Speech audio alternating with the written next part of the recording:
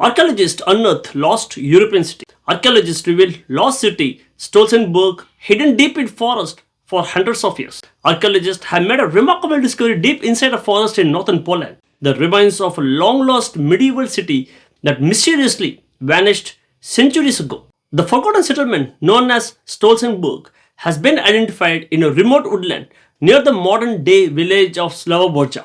Now we take a deeper look and break down this entire story on the AI podcast. When you lose something, it's usually what, a set of keys, or maybe a pair of sunglasses you just left on the roof of your car. Right, yeah. Everyday objects. Things that just easily slip between the couch cushion or, get left behind at a coffee shop. Exactly. It's an individual, momentary lapse in memory. But imagine misplacing an entire fortified medieval city. Oh, wow. Yeah, complete with massive defensive ramparts and an 18-foot deep moat. Yeah, that is certainly a little harder to lose than the couch cushions. To say the least. And yet that is exactly what happened. Welcome to today's deep dive, everyone. I know you're listening because you want to get into the weeds of a topic without, feeling totally overwhelmed by information overload. Absolutely. So today, our mission is to explore this fascinating archaeological discovery. It's about Stolzenberg, which is a lost medieval city that was recently uncovered deep in a northern Polish forest. It's an incredible find. It really is. We're going to figure out how an entire city just vanishes from the historical record. Plus, how modern tech actually helps us find it, and, well, what its remains tell us about human history. It's honestly a perfect subject for a deep dive, mostly because it fundamentally challenges our assumptions. How so? Well, we tend to think of history as this incredibly solid, well-documented timeline, like everything is written down somewhere. But in reality, history is incredibly porous. Right. Massive pieces of human achievement, like entire urban centers, can just slip right through the cracks of time. Okay, let's unpack this. Yeah. Because my mind is still stuck on the pure logistics of losing a city. It's hard to wrap your head around. It is. I can understand a tiny wooden medieval village maybe burning down in a tragic accident. Right. And then it just gets forgotten by the next generation. Hey, that happens all the time. But the source material for this discovery notes that Stolzenberg had immense earthen fortifications. Yeah. How does humanity just misplace something that requires, that much heavy lifting to build? Yeah, well, it begins with geography, and specifically the chaos of shifting political borders. Okay. Stolzenberg was founded in a region situated between Pomerania and Neumark. If we look at the historical map of Europe back then, this specific area wasn't just a simple border. It was basically a centuries-long geopolitical tug of war. Right, because you have the expanding influence of the Holy Roman Empire Right. and various German states pushing eastward. Exactly. And at the same time, the Kingdom of Poland is pushing westward. So the border essentially acted like a windshield wiper across this territory over several centuries. Oh, man, just sweeping back and forth. Precisely. It constantly oscillated between German and Polish control. And when borders shift that frequently and armies are constantly marching through your front yard, record-keeping gets incredibly messy. I would imagine so. It's not like they had secure cloud backups for their city charters. Not at all. Archives are burned during raids. The administrative language changes literally overnight from German to Polish and then back again. Yeah. And the actual names of towns are altered by whoever just conquered them. So within just a few generations, the continuous chain of local memory is completely broken. The paper trail just gets severed. And that severed paper trail is what leads to the initial search by modern archaeologists, which I found so, funny in a mildly tragic way. Oh, it really is. Right. The researchers are guided by these few surviving historical documents, and those scraps of parchment basically point them to the modern-day village of Sołobors. Yeah, that's where the map says it should be. Exactly. So they pack up all their gear, they go to this village, they start looking for this grand medieval town, and they find absolutely nothing. Nothing at all. They did extensive test pits, field walking, all the standard stuff. Yeah. And there was zero clear evidence that a medieval settlement of that magnitude was ever located beneath those modern houses. Which makes me wonder about the human element of archaeology. If you're a researcher staring at perfectly normal dirt in a modern village, just because a 600-year-old piece of paper told you to, at what point do you throw your hands up, admit the map is wrong, and just start hiking into the remote woodlands nearby? It requires a massive leap of faith, but it also takes a deep understanding of environmental history. What do you mean by that? Well, you have to remember that landscapes change drastically over centuries. What is a dense, impenetrable forest today might have been heavily cleared, prime farmland in the 14th century. Oh, right, because people were actively working that land. Exactly. So the researchers realized the historical texts weren't giving them exact GPS coordinates. They were giving them a general neighborhood. Gotcha. And when they finally moved their search away from the modern village and hiked into the surrounding woods, that's when they hit the jackpot. They found those massive earthen fortifications hidden right under the forest floor. And not just a few gentle mounds of dirt either. We are talking about massive defensive ramparts and a moat that's roughly 18 feet deep. What's fascinating here is what that specific depth actually tells us. An 18-foot moat is huge. It is. An 18-foot moat isn't something a dozen local farmers just dig out over a long weekend. Right. Before diesel engines and modern backhoes, every single cubic foot of that earth had to be broken up by hand, likely with wooden or maybe iron-tipped spades, then loaded into baskets and hauled up steep embankments entirely by human muscle. Just thinking about the calorie requirement to feed a workforce doing that kind of labor, it's staggering. Exactly. It signifies a massive expenditure of human capital and highly organized labor. I mean, you need an administration just to plan it, guards to protect the workers, Yeah. and a huge surplus of agriculture to feed them while they're digging instead of farming. So it immediately told the archaeologists that this wasn't just some tiny hamlet that got lost to time. This was a highly fortified, very significant settlement project. But, finding a moat in a forest is one thing. Actually mapping an entire invisible city buried under 600 years of tree roots and dirt is another. Very true. Here's where it gets really interesting. Because they didn't just start blindly clear-cutting the forest and digging random holes everywhere to find the streets. No, definitely not. That would be incredibly destructive to the ecosystem and highly inefficient, not to mention astronomically expensive. Right. So this is where archaeologist Marcin Krzyzewski, he's from the Relicta Foundation, he brought in advanced geophysical surveys. So it's essentially like giving the Earth an MRI. You don't have to cut the patient open or, clear-cut the forest to see the skeleton underneath. You just run a scan. That's a great way to put it. But how does that actually work on dirt? I understand how an MRI reads a human body, but what exactly is a scanner reading in a forest floor? It's basically reading the magnetic memory of human behavior. Magnetic memory. Yeah. These advanced scanners, specifically magnetometers, they're designed to detect microscopic magnetic anomalies right beneath the soil. You see, when humans live in an area for a long time, we fundamentally change the magnetic signature of the earth beneath our feet. Wait, how so? Just by walking on it? Mostly by moving things around, and crucially, by using fire. It's a process called thermoreminent magnetization. Okay, thermoreminent magnetization. Say more about that. Think about a medieval bakery, or maybe a blacksmith's hearth. The clay in the soil naturally contains these tiny particles of iron oxide. Okay. When you build a massive fire and heat that clay up to very high temperatures, those iron particles actually lose their existing magnetic orientation. Oh, they get wiped clean, like resetting a hard drive. Exactly like that. And then, as the clay cools down, those iron particles lock back into place. But this time, they align perfectly with the Earth's magnetic field at that exact moment in history. Wow. Yeah, they become permanently magnetized in a new direction.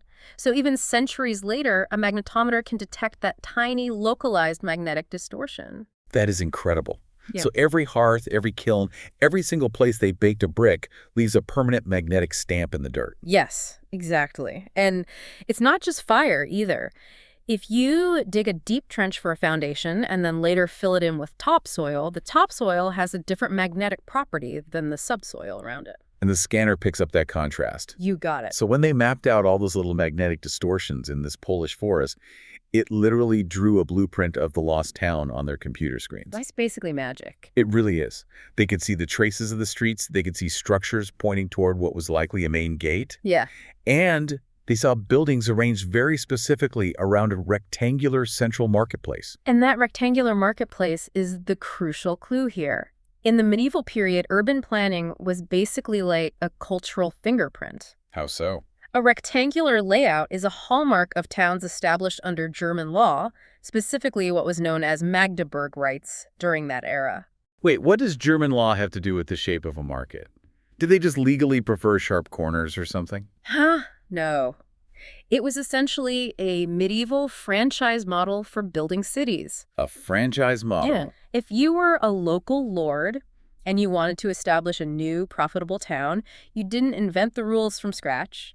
You adopted a prepackaged legal code German law that came with a specific, highly optimized urban layout. Oh, like opening a fast food franchise today.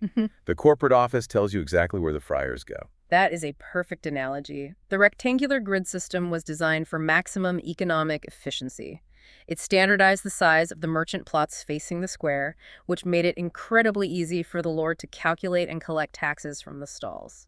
So before a single shovel even hits the dirt, the geophysical technology reading the magnetic soil is already telling us who built the town, what legal framework they are operating under, and how they plan to make their money. Exactly. It's mind-blowing. The tech gives them the treasure map, the cultural identity, and the tax code all at once. All from just walking a scanner over some moss. Unbelievable. And then they finally get to actually dig, and when they do, they pull up over 400 artifacts. But it wasn't just medieval stuff. No, not at all. They found items from the Bronze Age. And then this is my favorite part. They found containers filled with meat products and butter dating back to World War II. Yeah, the WWII butter is a great detail. Wait, so we have Bronze Age tools, medieval iron padlocks, and World War II butter all just hanging out in the same dirt. It's like the Earth has a temporal junk drawer. A temporal junk drawer. I love that. That captures it perfectly. And it beautifully illustrates how human beings interact with geography over deep time. Right. This specific patch of land wasn't just briefly occupied during the Middle Ages. Because of its location, it has been stumbled upon, utilized, and fought over across vastly different eras, stretching back thousands of years. It's just so funny to me to picture an archaeologist meticulously brushing the dirt off a priceless, thousands of years old Bronze Age artifact, and literally right next to it is a preserved jar of Nazi-era butter. It really puts time into perspective. It does. But obviously, the main event here is the medieval layer of this cake. Correct. While the full spectrum is fascinating, the researchers quickly zeroed in on the items clearly connected to Stolzenberg's actual medieval inhabitants. What did they find from that era? They found silver coins, decorative metal belt pieces, coat clasps that were very typical of 14th century clothing, and everyday iron knives and tools. They also mentioned iron padlocks, which I found really interesting. It seems like such a mundane object to get excited about. Well, think about what a padlock represents. When you find padlocks in an archaeological dig, you are looking at a society that has private property. Oh, true. They have wealth worth protecting and a functioning local economy where theft is a very real concern. I mean, you don't need a heavy iron padlock if you don't own anything valuable. That makes total sense. It implies a certain level of social complexity. Right. These everyday items, the coat clasps, the tools, the locks, they completely ground the conversation. They act as a time capsule. Yeah, it really brings it to life. It transforms Stolzenberg from a sterile magnetic anomaly on a computer screen into a living, breathing place. A place where real people fastened their coats against the cold Polish winters, spent silver coins at that rectangular market, and, locked their doors at night. I love the image of that. But I also have to wonder, they lock their doors, sure, but locks don't do much if a whole army rolls through. No, they don't. Because the archaeologists also found fragments of cannon grenades and lead rifle bullets. And my immediate thought reading that was, oh, there it is. That's how the city died. A massive battle wiped it off the map. It's a very logical assumption. But the dating of those weapons completely upends that theory. Really? Yeah. Those cannon grenades and lead bullets didn't belong to the medieval inhabitants of Stolzenberg, or even the people who destroyed it. Those weapons date back to 1761, during the 7 Years' War. Right, which means Russian and Prussian forces were fighting a literal battle right on top of the ruins of this lost city. And that brings up a huge question for me. By 1761, Stolzenberg had been gone for centuries. It was just an empty forest at that point. Why are two major global empires firing cannons and fighting a battle over an empty patch of woods? The land itself must have had some sort of strategic memory that outlived the city. This raises an important question about why cities are built where they are in the first place. Okay. A city doesn't magically give a location its strategic value. It's the location that gives the city its value. The fundamental geography of this region, the specific elevations, the proximity to vital waterways, the natural choke points for travel, that's what made it a highly strategic asset for the medieval founders of Stolzenberg. So the geography was the prize all along. Exactly. And centuries later, long after the wooden houses rotted away and the streets were covered in moss, those exact same geographical features made it a vital tactical position for Russian and Prussian generals trying to outmaneuver each other. That is wild. The human architecture disappeared, but the brutal strategic math of the landscape remained completely unchanged. High ground is always high ground, whether it's 1350 or 1760. Okay, so the land was clearly highly valuable. People in the Bronze Age wanted it. Generals in the 18th century died for it, and whoever left their butter there in World War II obviously needed to use it. Right. If the location is so prime, why did Stolzenberg fail? I'm assuming it has to be some sort of catastrophic event, right? Like the Black Death or massive famine. You would think so, given how dramatic the disappearance is. But the evidence points to something far less cinematic. The town collapsed completely by the 14th or 15th century. How do they know that for sure? Well, they found almost zero artifacts from the 16th or 17th centuries, meaning it was a total ghost town by then. But Grzyzewski notes that city disappearances in medieval Europe were actually much more common than we realize. Really? Yeah, and rarely due to apocalyptic plagues. So what usually causes a heavily fortified city to just turn off the lights and walk away? Mostly economics and environment. Sometimes a city would physically pack up and relocate a few kilometers away to avoid chronic seasonal flooding. Oh, yeah. Other times, they needed to get closer to a newly established, more lucrative trade route. It could just be fierce competition from a neighboring town that had a better market and lower taxes. Or just the endless wars in that area. Exactly. The grueling political instability in that contested Pomeranian-Neumark border zone. If merchants don't feel safe traveling to your town dies. But there was a specific detail in the excavation that changes the whole story for me. The archaeologists found evidence of planned urban plots within the city walls spaces mapped out on that rectangular grid that were never developed. Yes, the empty plots. That is the smoking gun of this entire excavation. It completely rewrites the narrative. So what does this all mean? To me, it means this wasn't some sprawling ancient metropolis that thrived for hundreds of years and was suddenly wiped out. Not at all. It's the medieval equivalent of a modern luxury housing development that goes bankrupt halfway through construction, just leaving these empty, paved cul-de-sacs to be reclaimed by nature. If we connect this to the bigger picture, it really highlights the extreme vulnerability of early urban settlements. Yeah. We look at those massive earthen ramparts and the 18-foot moat, and we see projecting strength. We see an impregnable fortress. But economically, a young city is incredibly fragile. Right, because they spent so much just to get it started. Exactly. They laid out the grid using that German law template. They expended massive amounts of food and labor to dig the moat. They planned for this huge influx of citizens. And then the growth just stopped. The medieval housing bubble burst. They built the infrastructure, but the buyers never showed up. That's exactly it. Maybe the regional trade route shifted just a few miles east, bypassing them entirely. Maybe a new political treaty changed, who could safely travel through the area, cutting off their merchant supply. In those early stages of development, a city doesn't need a massive invading army to destroy it. A slight shift in regional economics can choke a young city to death before it ever even finishes building its own streets. It's the ultimate sunk cost fallacy. You dig an 18-foot moat, you don't want to leave. But if there's no money coming in, you really have no choice. Right. The planned plots sit empty. The people slowly drift away to neighboring towns with better prospects. The local lord runs out of funds to maintain the ramparts. And within a few generations, the forest canopy closes in and swallows the whole thing up. It is deeply humbling. Grzyzewski actually calls Stolzenberg a true time capsule. And considering they basically just mapped the surface anomalies and dug a few test trenches, it sounds like they have barely scratched the surface of what's down there. Oh, definitely. The outline for the future of this site is fascinating. They want to find the town hall and the church, which makes sense for understanding the civic life. But they are also heavily planning bioarchaeological studies. And that will be the next great frontier for Stolzenberg.